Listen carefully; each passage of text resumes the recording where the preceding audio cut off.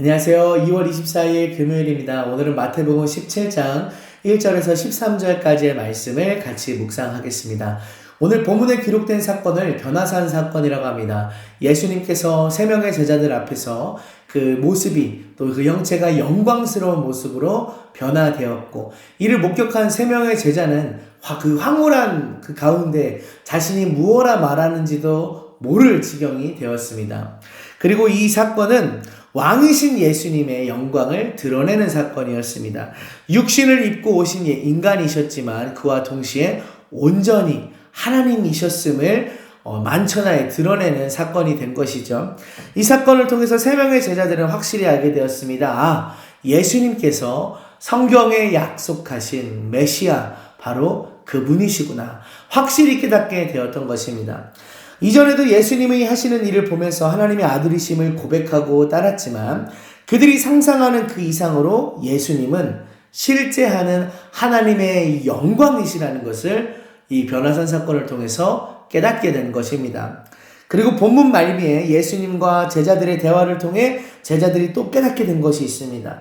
예수님, 사람들이 어찌하여 엘리야가 먼저 와야 한다고 합니까? 그래서 예수님께서 말씀하시죠. 엘리야가 이미 왔으되 사람들이 알지 못하고 임의로 대우하였다. 그러자 제자들이 깨닫습니다. 이미 왔다는 엘리야는 침례 요한이구나. 그리고 또 깨닫죠. 그렇다면 엘리야인 침례 요한이 이미 왔으니까 우리 예수님은 바로 메시아, 하나님께서 보내신다고 약속하신 그분이시구나 하고 확실한 깨달음을 얻는 것을 말씀에서 볼 수 있습니다. 제자들은 주님의 말씀을 통해 예수님께서 약속된 메시아이심을 다시 한번 깨닫습니다. 이렇게 본문은 변화산 사건을 중심으로 제자들이 깨닫고 또 깨닫는 그 모습을 보여줍니다. 주님께서 어떤 분이신지 그들이 알고 생각했던 것 이상으로 하나님께서 보내신 자라는 것을 말씀을 통해 깨닫는 것입니다. 그런데 그 깨달음은 제자들로부터 시작된 것이 아닙니다. 산 위에 올라가 예수님께서 모습이 변화되셨을 때 제자들이 알게 되었고, 또 예수님과 대화를 하면서 예수님께서 진리를 풀어 대답하셨을 때 제자들이 알게 되었습니다. 그러니까 제자들의 깨달음은 제자들 안에서 스스로로부터 나온 것이 아니라 하나님께로부터, 위로부터 주어진 것이라는 것입니다.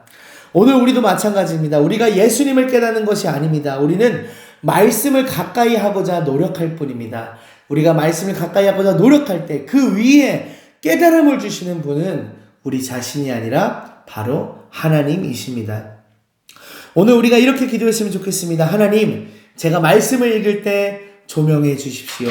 예수께서 구주와 주님이 되심을 깨닫는 마음을 주십시오. 성령님, 제 안에 이 말씀의 진리로 하여금 깨달음을 주십시오. 이렇게 기도했으면 좋겠습니다.